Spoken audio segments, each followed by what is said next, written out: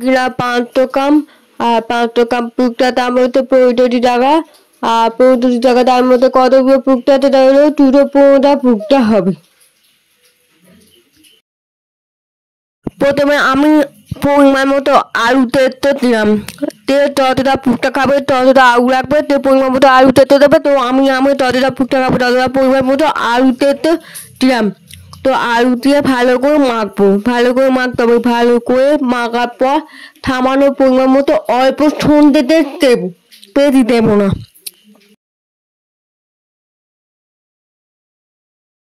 তো কাঁচা লঙ্কাগুলো তেতো করতে হবে, মানে কাঁচা লঙ্কাগুলো তরকার উপর তেতো করতে হবে। তেতো করার পর ওটা ভালো করে মাখবো। তো তাতে অনেকটা ঝাল লাগবে, তো ঝালটা খেতে ভালো লাগবে। তো কাঁচা লঙ্কা ভালো করে মাখানোর পর আগে কি করতে হবে, জিরে আর শুকনো লঙ্কা ভালো করে করবো, ওই টাকাটা ভালো করে মিটিয়ে গুঁড়ো করতে হবে। ওই গুঁড়োটা দেবো, দিয়ে তবে আলুটা থেকে লাল লাল ভাবটা দেখা যায়।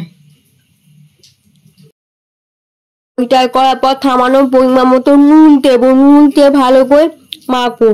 মাখানোর পর টোড়া, কাঁচা টোড়া 1 ঘন্টা বা 2 ঘন্টা তলে পিঠে লাগার পর ভালো করে পুড়ে উঠবে, সেরকম টোড়া দেবো।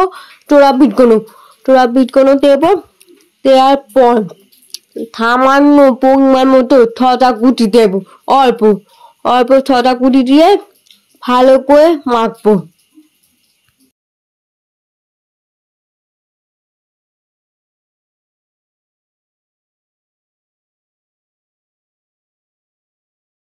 এটা করার পর সামান্য পরিমাণ মতো পেঁয়াজ কুচি দেবো, পেঁয়াজ কুচি দিয়ে ভালো করে মাখলাম, ভালো করে মেখে মেখে নেবো, মেখে রাখবো।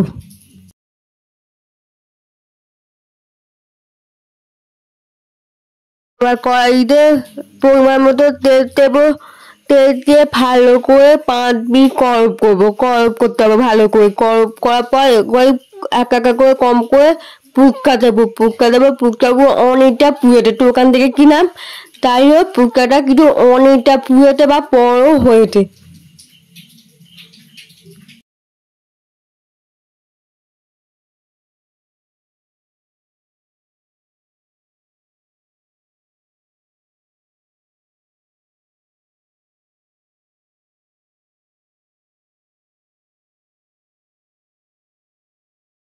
প্রথমে তল দেবো, তল দেওয়ার পর অল্প তেঁতু দেবো, তেঁতু দিয়ে ভালো করে নুঙ্গে নেওয়ার পর সামান্য পরিমাণ মতো নুন দেবো। নুন দেওয়ার পর দিয়ে শুকনো লঙ্কা কুড়ো করানো, সেই কুড়োটা আমি দেবো। দিয়ে তবে খেতে ভালো লাগবে।